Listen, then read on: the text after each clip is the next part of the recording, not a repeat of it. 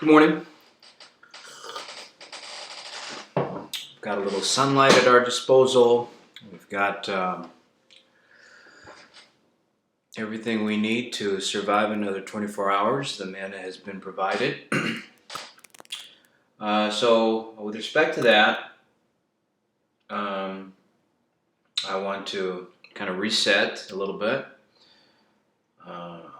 This is Isaiah chapter 18. We're going to start at verse 7. Just a couple of verses I want to have a little thought exercise with you guys. Chapter 18, verse 7. In that time shall the present be brought unto the Lord of hosts, of a people scattered and peeled, and from a people terrible from their beginning hitherto, a nation meted out and trodden under foot, whose land the rivers have spoiled, to the place of the name of the Lord of hosts, the Mount Zion. Now, this is chapter 19, verse 1. The burden of Egypt. Behold, the Lord rideth upon a swift cloud, and shall come into Egypt, and the idols of Egypt shall be moved at his presence, and the heart of Egypt shall melt in the midst of it.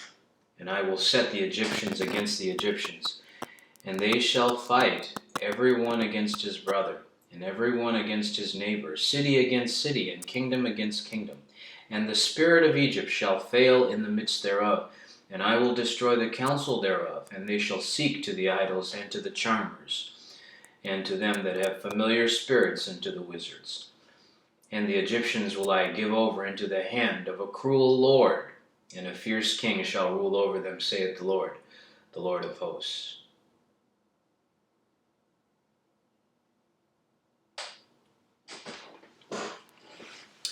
So are Egyptians white or black?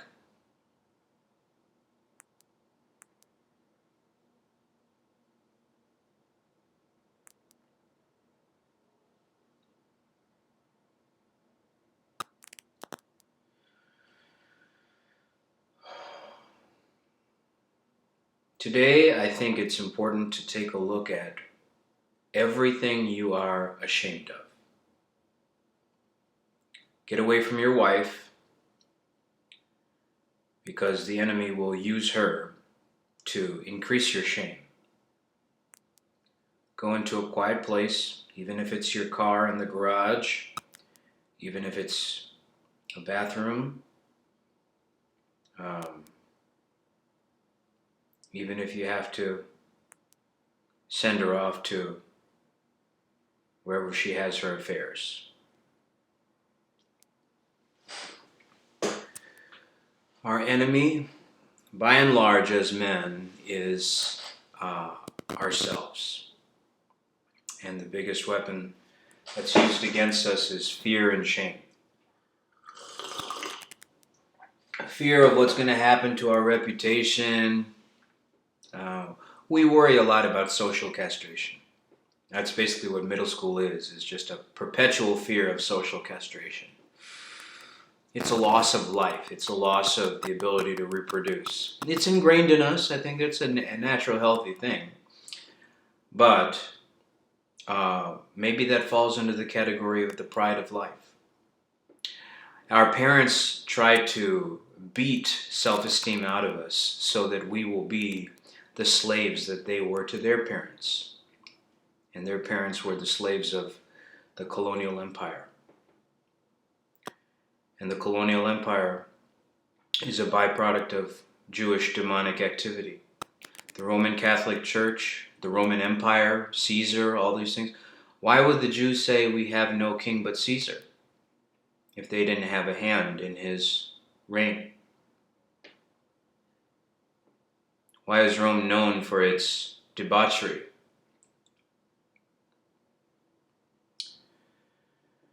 We may never be truly free of this virus on a grand scale, but we can be free of the viruses within us on an individual scale. Okay?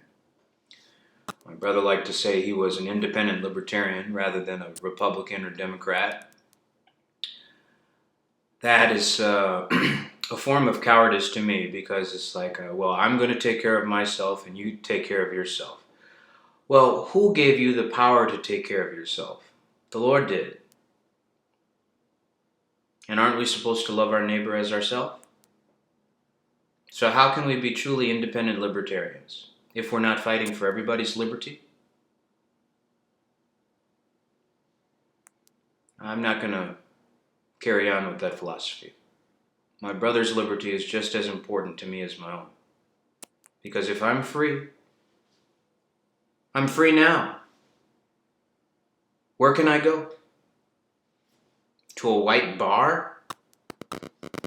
And listen to imitation black music? To look at fat white women that pretend to be obese versions of African American attitudes via feminism?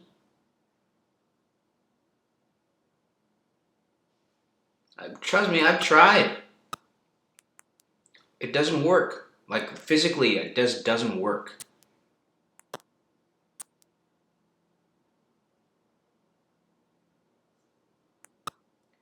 And then our pride, as we get older, we realize these things. One day you're at work and you realize the futility of your entire existence. But the sunk cost fallacy makes you realize, oh, well, I've gone this far, I might as well stick it out. Nowhere in the Bible does it say you have to sign all these legal documents and sign your property over to a woman.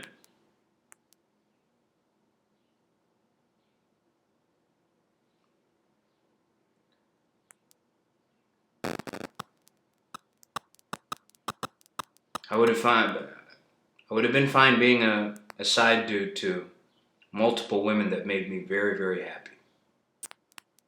And just rotating through that. And living off them financially. Ask around if I've done that.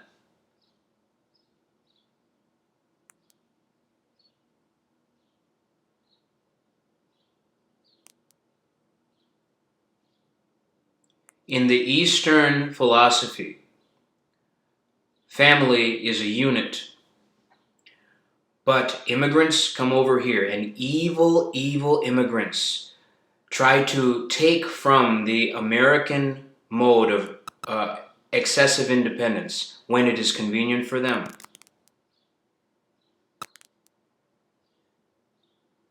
I didn't drink, I didn't smoke, I didn't go to a single party in high school.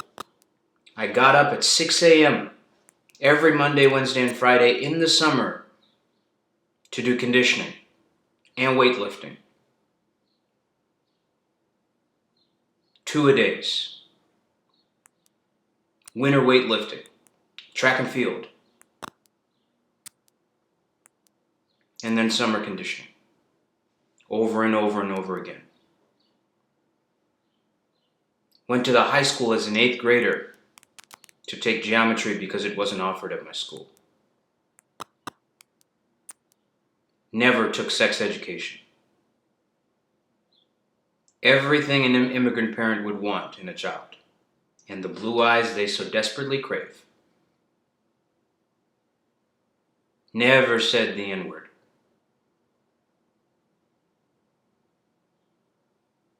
No cable, so we didn't watch BET.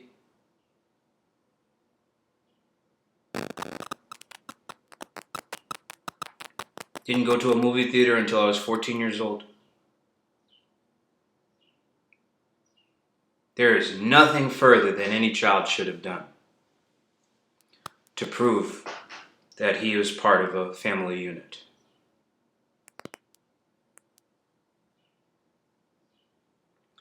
When you so desperately despise your own life choices, your callus must get thicker and thicker and thicker. If you've ever seen weightlifters holding dumbbells, you see my hands? Do you see any calluses there? I'm 37 years old. Why don't I have any calluses? Are my lifts AI? Do I not know my way around the weight room? The Lord has given us every ounce of knowledge we need to live at peace with people in this world. And He distributes those gifts equally.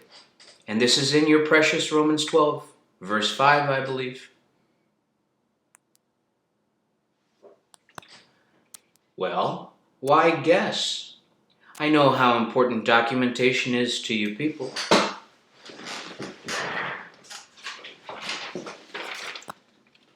Let's do a determination. Since appropriate evidence is so necessary for us to get a point across, that is the study, after all, of apologetics. So we're here in the New Testament. Let's go to Romans. After the Acts, of course.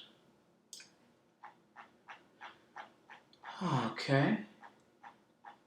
Romans chapter 12, verse... Oh, I was wrong. It was chapter 12, verse 4. I guess that means my entire point is invalid, right? Oh, by the way, did the prophets have numerical verses in the scrolls? For as we have many members in one body, and all members have not the same office. So, sometimes it's okay to have a white boss.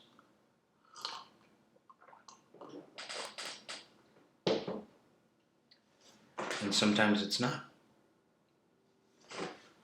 Sam. This is chapter 12, verse 5. So we, being many, are one body in Christ, and everyone members one of another.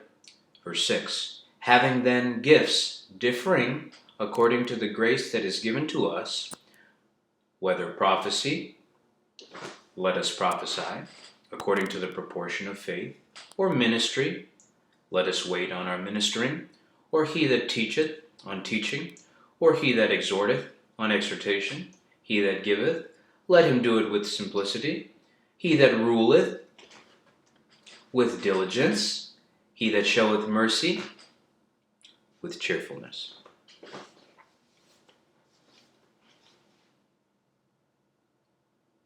I submit it to you as teachers. Can you submit to me as a leader? Isn't this the Bible that I was given as a child?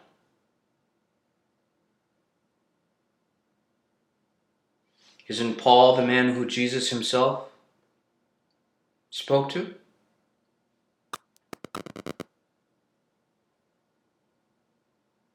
What are you going to do, white America? Why don't you take some time and mull that over?